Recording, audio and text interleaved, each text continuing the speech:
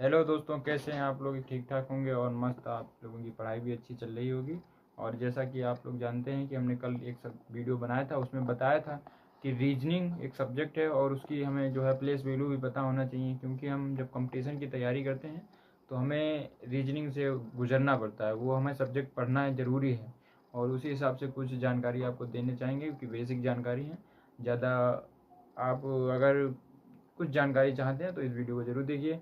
कि जैसा कि अगर रीजनिंग में हमें अगर पढ़ाई करें तो उसमें हमें प्लेस वैल्यू और उसकी जो और भी बहुत चीज़ें हैं वो भी हमें पता होना चाहिए। और उसी हिसाब से आज ये वीडियो बनाया, कल भी बनाया था। उसमें आपको हम बताया था कि प्लेस वैल्यू याद करने का सही तरीका क्या है और किस तरीके से हमें जल्दी याद भी हो जाएंगी। तो जिन बच्चों को नहीं याद है वो पीछे वाला वीडियो देख लें, उससे याद कर लें, ठीक है, याद हो जाएगा।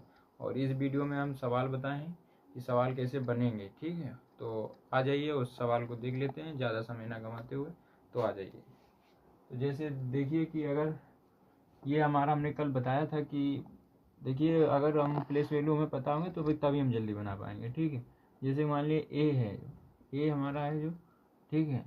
ए कहाँ पे है, इसमें अगर हम पहले ढूंढ लेते हैं, या तो ऐसे पहले क्रॉस दिया है, देखिए ये यहाँ पे बना भी है डायग्राम कि क्रॉस दिया है, ठीक है। अगर हमें ढूंढना पड़ता तो अगर क्रॉस नहीं दिया होता तो हमें इसकी गिनती भी लिखनी पड़ती कि एक एक पे आता है, सी है जो 3 पे आता है, डी 4 पे आता है, ई 5 पे आता है, यम है जो हमारा 13 पे आता है। इसी हिसाब से लिखना पड़ता है, ठीक है। इसी हिसाब से ये यम है 13 पे आता है, ई 5 पे आती है, डी हमारी 4 पे आती है, ए 1 पे आता है, सी 3 पे आता है। अब इसे हमें मिलाना पड़ता है कि गिनती कहाँ से कहाँ। अब इसी हिसाब से देख लीजिए आप कि यम है, यम कहाँ पे है, यहाँ है। और यहाँ क्या है, शुरू में यम दे दिया, ठीक है।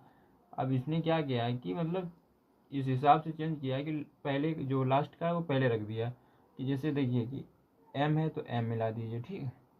ई है तो ई को मिला दीजिए, डी को डी में, सही है, ठीक है।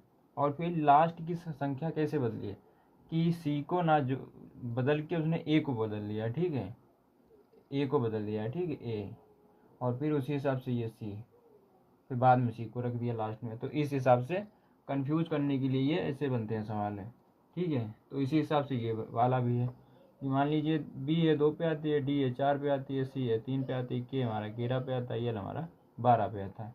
तो पहले क्या दिया था, जैसे कि मान लीजिए इसमें ए है, जो एम है हमारे लास्ट, मतलब ए है जो हमारा दूसरे पे इधर लास्ट वाले में आया। तो इधर पीछे से समझ लीजिए, देखिए यम है तो ये हमारा लास्ट में आया, यल है हमारा पहले आएगा, फिर के आएगा, ठीक है, फिर सी आएगा। फिर उसने क्या किया था कि सी को ना बदल के उसने ए को बदल दिया। तो हम भी उसी हिसाब से देखेंगे